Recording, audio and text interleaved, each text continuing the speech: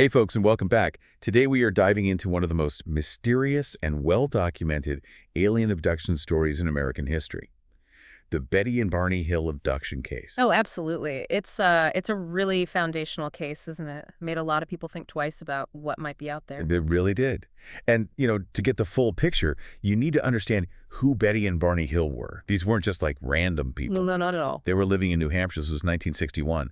And Barney, well, he was a pretty important figure. Right, very involved in the NAACP, a real voice in the civil rights movement back then. Yeah, he was on the U.S. Commission on Civil Rights, attended the March on Washington, even Johnson's inauguration, a respected community member. And that context is, I think, really crucial. His standing in the community, his activism, it likely affected how he processed everything that happened later. He had a reputation.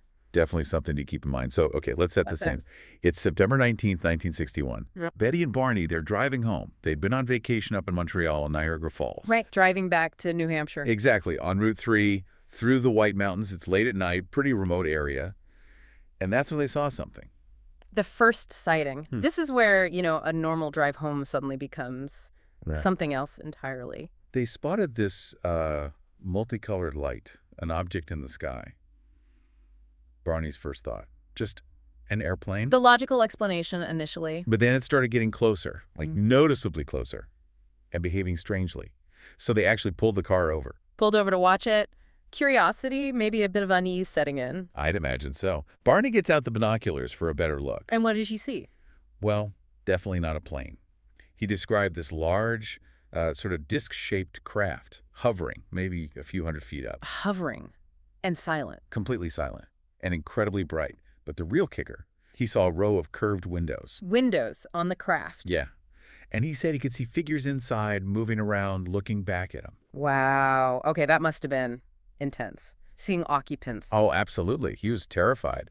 Said he got this feeling like, they're going to capture us. Pure panic. He scrambled back to the car, told Betty they had to get out of there, and just floored it, sped away. And Betty, was she seeing this too? She was. She also saw the object, noticed its weird movements. It wasn't flying like anything conventional. So a shared sighting, right from the get-go, both witnessing something truly anomalous. Yes. But then things get even weirder and, frankly, a bit fuzzy for them. The missing time. Exactly. As they're driving away, panicked, they both later recalled this strange haze and these odd beeping sounds, sort of rhythmic. Beeping, like electronic sounds. That's how they described it. And the next thing they clearly remember, they're looking at a road sign. And it showed they were 35 miles further down the road than where they thought they were just moments before. A huge chunk of time just gone. Wow. That feeling of lost time, that disorientation, it's a hallmark of so many of these kinds of reported encounters, isn't it? It really is. And it deeply, deeply bothered them. They couldn't explain it. Understandably. So they finally get home. It's nearly dawn. And they both start having these weird, impulses. What pulses? Like what? Betty suddenly felt she had to put their luggage by the back door, not the front. Just this odd compulsion. Huh. Strange. And Barney? Barney felt compelled to examine his genitals. He checked himself over, found nothing wrong. But the urge was strong. Again, very specific, unusual post-event behaviors. It suggests something happened in that gap they couldn't access consciously. For sure. And there was more physical weirdness. Both their watches had stopped. Completely dead. Stopped watches. Another common detail in these stories. And Barney noticed the leather strap on his binoculars was torn, and the toes of his dress shoes were scraped up badly. But he didn't remember doing I that. had no memory of how it happened. He wouldn't have been walking around outside in his good shoes like that. Physical traces they couldn't account for. Right. And they both took these really long showers as soon as they got in. Betty later said it was almost like feeling contaminated, needing to wash something off. That feeling of contamination is interesting psychologically, too. Definitely. And maybe most tellingly, they each, separately, drew pictures of the craft they'd seen. Okay, so independent drawings. Did they match? Apparently, yes, quite closely. Those separate drawings, the watches, the torn strap, the shoes, it starts building a case that's harder to just brush off, It moves beyond just misidentification at that point. There are lingering physical details and shared memories, up to a point. And then there was Betty's dress. Sometime later, she noticed the dress she wore that night was damaged. Damaged how? It was torn. At the hem, the zipper, the lining was ripped too. and she found this weird pinkish powder on it. Pink powder. Did she save it? She tried, but she said when she went to touch it, it just sort of blew away. But the dress itself remained damaged. That's intriguing. Physical evidence, potentially? Was the dress ever analyzed? It was. Our sources say 5 different labs eventually looked at it, though the results were, well, inconclusive about the powder. But the damage was confirmed. Okay, so they have this shared sighting, missing time, weird physical sensations, unexplained damage. What did they do? Well, they were deeply disturbed, especially by the missing time and the gaps in their memory. They eventually decided to seek professional help. Which led them to hypnosis. Exactly. They started seeing Dr. Benjamin Simon, a psychiatrist in Boston. These sessions went on for about 6 months. Dr. Simon, right. And hypnosis in these cases, it's always a bit controversial, isn't it? How reliable are memories recovered that way? It's a huge debate. Even Betty's niece, Kathleen Martin, who researched the case extensively, points out you have to be careful. But it was during these hypnotic regressions that the really detailed abduction accounts came out. Separately, right. They were hypnotized individually. Yes, that's key. They weren't in the room together. And under hypnosis, both Betty and Barney described being taken onto that craft. Taken aboard by beings? By alien beings, yes. They were separated once inside. And subjected to examinations, is that right? That's what they recounted. The Reddit source we looked at had some pretty specific, unsettling details from those sessions. And despite being hypnotized separately, their accounts had overlaps. Significant overlaps, which Dr. Simon found compelling, even if he had his own final interpretation. What kind of details came out about the examination? They both described these beings taking samples, hair, nail clippings, skin scrapings, put onto something that looked like clear plastic or cellophane. Biological samples? Yes, and being probed. They mentioned long needles, maybe 4 to 6 inches, attached to wires, used on their heads, eyes, ears, limbs, spine. That sounds invasive, frightening. Absolutely. Betty recalled a particularly painful procedure she interpreted as a kind of crude pregnancy test. A pregnancy test? That's Yeah. specific and disturbing. It is. And you see similar themes pop up in later abduction accounts by others over the years. Any other odd details from the examination descriptions? One really strange thing mentioned in the Reddit source. Barney's dentures. The beings were apparently fascinated, even confused by them. His false teeth. Yeah, like they couldn't grasp the concept of humans aging and losing teeth, needing replacements. That's bizarre. Almost adds a layer of naive curiosity from the alleged captors. Right, and Betty described the leader figure, the main one she interacted with. What did she say about him? She apparently said he resembled Hitler, which is a very unusual comparison. Hitler. That's unexpected. Did she ask where they were? She did. She asked the leader where they were from, and he supposedly gave this cryptic reply, basically saying if she didn't know where they were, how could he tell her where he was from? Evasive. Deflecting the question back onto her lack of bearings. Exactly. No. Which leads us to maybe the most famous element of the whole case. The star map. Betty's star map. Under hypnosis, she recalled being shown this map on the ship, and she was able to draw it later. What did the drawing look like? The Armagh Planetarium article describes it as sort of oblong, with dots of different sizes representing stars and lines connecting some of them. And she said the lines meant something. Yeah, she understood the solid lines were like trade routes, and the dotted ones were exploration routes. But she didn't recognize our sun or Earth. No, she said Earth wasn't on it, and when she asked the leader to point out where her home was, relating back to his earlier comment, he wouldn't show her. So this map, it's been analyzed, right? People have tried to figure out if it corresponds to real stars. Oh, extensively. It's one of the most debated parts. A teacher and amateur astronomer named Marjorie Fish famously tried to decode it years later. Marjorie Fish, right. What was her approach? Well, she made some assumptions like the aliens would likely come from a star system relatively near ours, maybe a sun-like star, and using the star data available back then in the 60s and 70s. She found a potential match. She did. She proposed a pattern centered around the stars Zeta Reticuli 1 and 2. Her work seemed to suggest Betty had drawn something representing actual astronomical reality, maybe even knowledge not widely available in 1964. Wow. That would be huge, if true. A kind of validation. It seemed like it at the time, but science marches on, you know. Ah, so newer data complicated things. Exactly.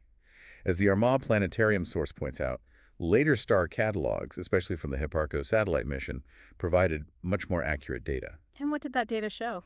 It showed some inaccuracies in the older data fish had used, and it also revealed that some of the stars in Fish's proposed model weren't quite what they see. Some were variables, some were binary systems.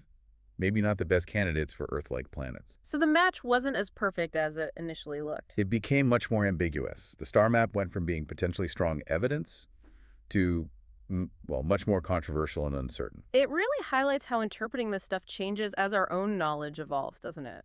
Absolutely. Yeah. And of course, this whole story has faced a lot of skepticism from the beginning. Naturally.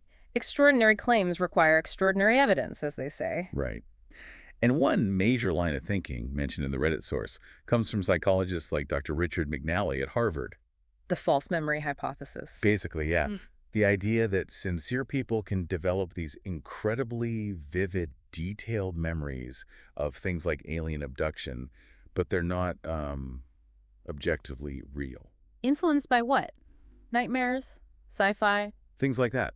Nightmares, sleep paralysis, cultural narratives, especially science fiction, which was booming then, and maybe a deep psychological need to find meaning in unusual or unsettling experiences. Susan Clancy's book, Abducted, explores similar ideas, right? That people construct these memories from various sources. Exactly.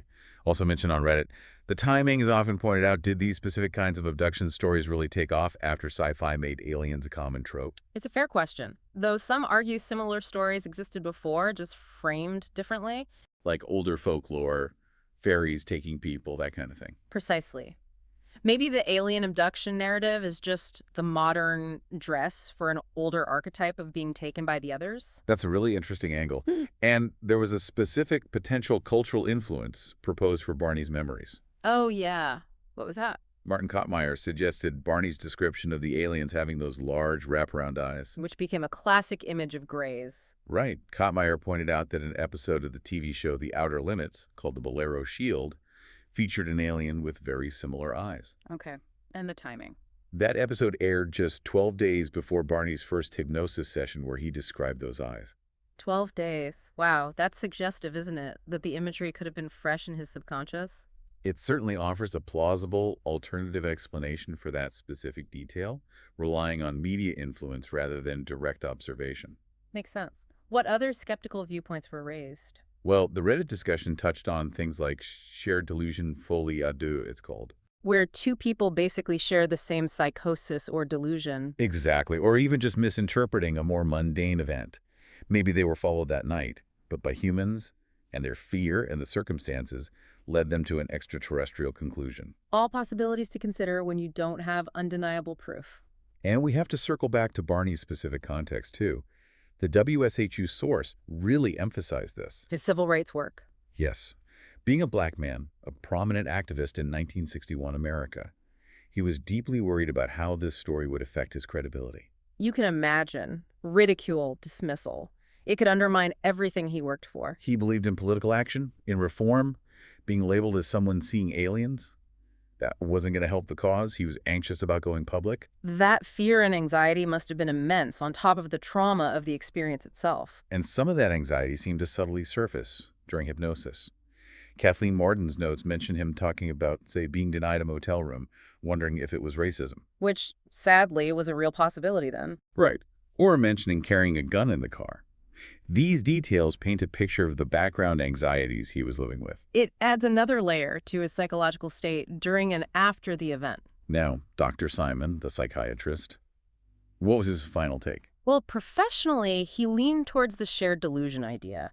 He thought Betty and Barney were sincere, not lying, but that the abduction narrative likely grew out of Betty's dreams and suggestion during therapy. But wasn't there a twist with Dr. Simon himself? There was. Apparently, Dr. Simon privately believed he himself had seen UFOs on separate occasions. Whoa. Okay, so he wasn't entirely dismissive of the phenomenon itself, just their specific abduction story. Seems that way, which is a fascinating wrinkle.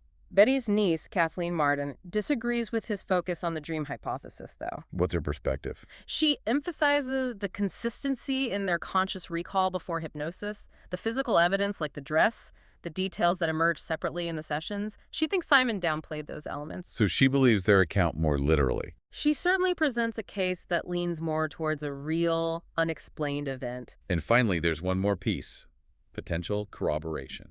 Yes, this came up in the comments on the Armagh Planetarium article. Really interesting. Oh, was it? A commenter named Tim described being in the Navy in 1961.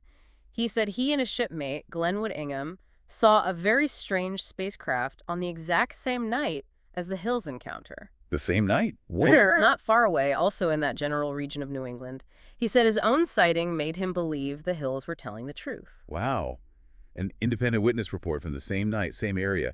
Is that documented anywhere? Tim mentioned his account is actually on file at the University of New Hampshire. If verified, that's pretty significant potential corroboration. It really is.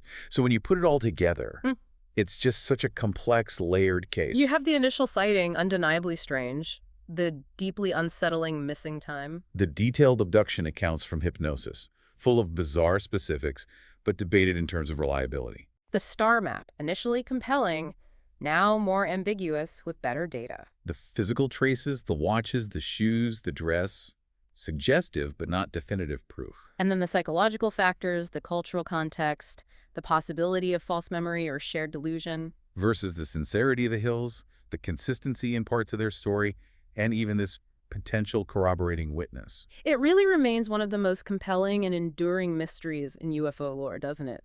A true landmark case that forces you to confront the limits of our understanding. It really does. So much to unpack. It pushes you to think about memory, reality, belief, and what else might be out there. This was just the beginning.